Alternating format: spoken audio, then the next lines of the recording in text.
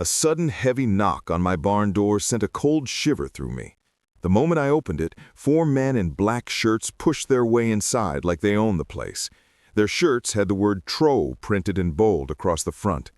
The one who seemed in charge shoved a clipboard inches from my face and barked, "By order of the Homeowners Association, we're here to seize every firearm on this property. Hand them over now or face consequences." I didn't move. My hands tightened behind me, but my voice stayed steady. "This is my property. You don't have any authority here." He smirked, stepping closer. "We are the authority. You don't get a choice." His buddies dropped duffel bags and started sweeping their eyes across my barn like it already belonged to them. My blood simmered, but I stayed still, waiting. Then one of them spotted my old hunting rifle on the wall. "Got one," he yelled, reaching for it. I stepped between him and the rifle. "Back off." Their leader let out a fake laugh. "Oh, really? What are you gonna do? Call the real cops? We're the cops today." That's when it clicked. They were fakes. A quick glance at their belts confirmed it. No real badges, just cheap knockoffs. But they didn't know who I was. Before this farm life, I'd spent 20 years running covert operations for the U.S. Army. I kept the act going. Nervous farmer, scared homeowner. "Fine," I said slowly. "Take it. Just make sure you're making the right choice." He grinned. "Oh, I'm sure." He didn't notice my thumb pressing the silent alarm under the workbench. He also didn't know the farm hands outside were actually retired vets I had personally trained. As he reached for my rifle, the sharp whistle of my signal cut through the air. 3 of my men slipped inside through the side door like shadows.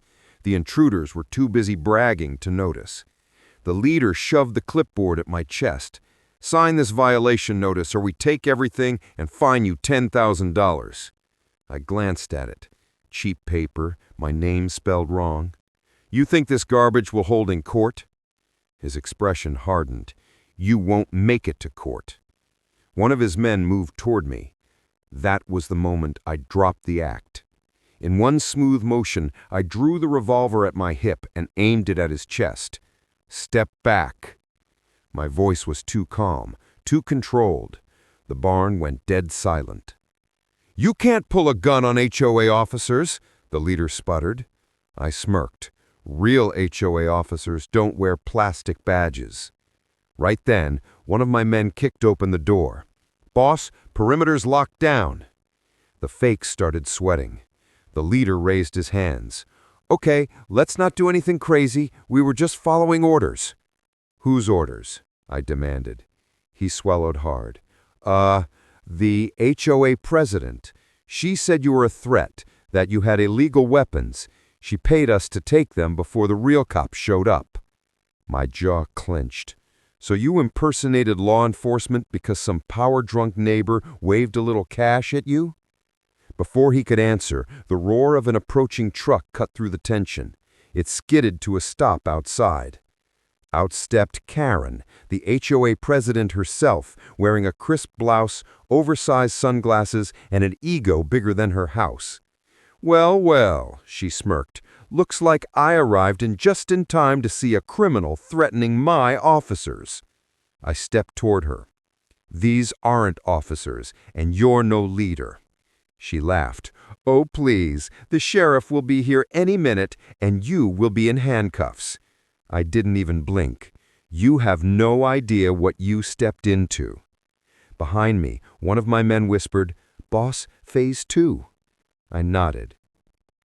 Karen didn't even realize what was happening until 2 of my men snapped cuffs on the fake officers. Another stripped them of their toy badges. Karen shrieked, "You can't arrest my people!" I opened my leather case and flipped it toward her. The golden federal badge gleamed in the sunlight. "You want to talk about the law? I am the law on this land." Her confidence cracked. That can't be. You're just a farmer." I stepped close. "I served this country for 20 years. You thought you could intimidate me with pretend cops and cheap threats? Not today." Right then, a sheriff's cruiser pulled up. Karen's face lit up until the sheriff stepped out, nodded at me, and said, "Colonel, we came fast." Karen's jaw dropped. "Colonel?" I nodded.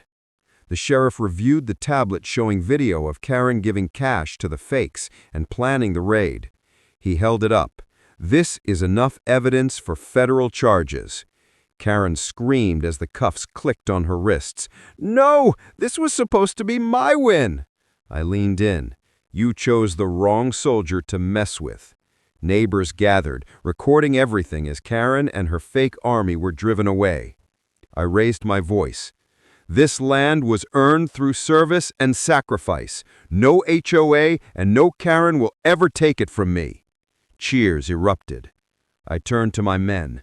Phase 3, cleanup. One cuckolded. "Yes, sir. Same time next week?" I laughed. "Let's hope not." As the sun set, I stood on my porch knowing one thing. My home was safe, and it would stay that way. Every neighborhood has its secrets, and every Karen leaves her mark.